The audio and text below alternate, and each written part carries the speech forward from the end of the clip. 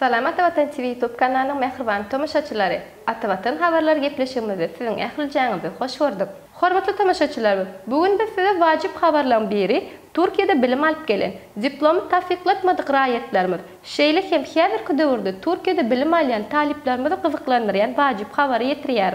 Melim bolşýaly daşar ýurtda şol fanny Türkiýede bilim alan Türkmenistanyň raýatlary alan diplomlaryny ikrar etmek üçin ýerine ýetirmeli amallary bardyr. Ýagny haýsy uniwersitetlaryň diplomlar ikrar etmäge degişli. Şeýle hem diplom ikrar etmek üçin haýsy resmi namalar gerek.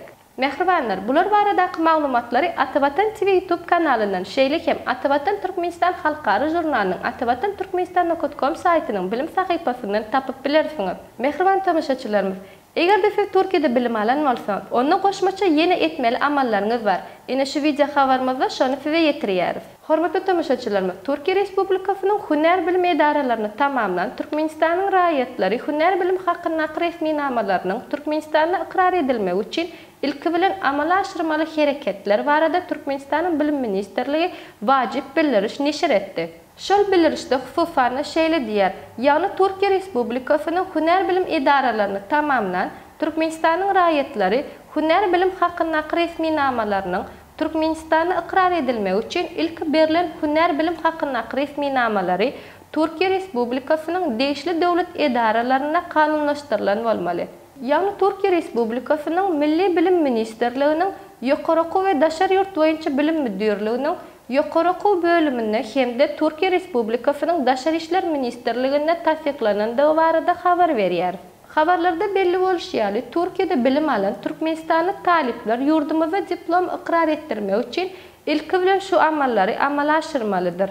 Hormatly Türkiýede bilim alan we alýan taliplerimiz we raýatlarymyz, siz hünär bilim hakyna resmi namalary Türkiýe Respublikasyna degişli döwlet edaralaryna kanunlaşdyryp Türkmenistana getirmelisiňiz.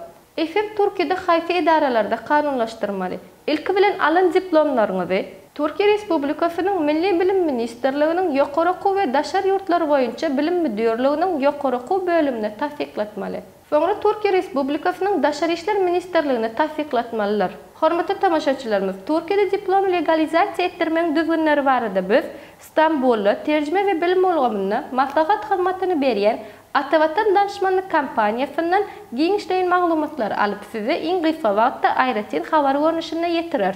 Hormatly tamaşaçylarymyz, ýeri gelen aýtsak biz size bir wagt ýatlatmak isleýäris. Ýagny Türkiýede bilim almak we terjime hyzmatlary boýunça Atavatan danışmanlyk we terjime merkeziniň salgysyny size ýetirýäris.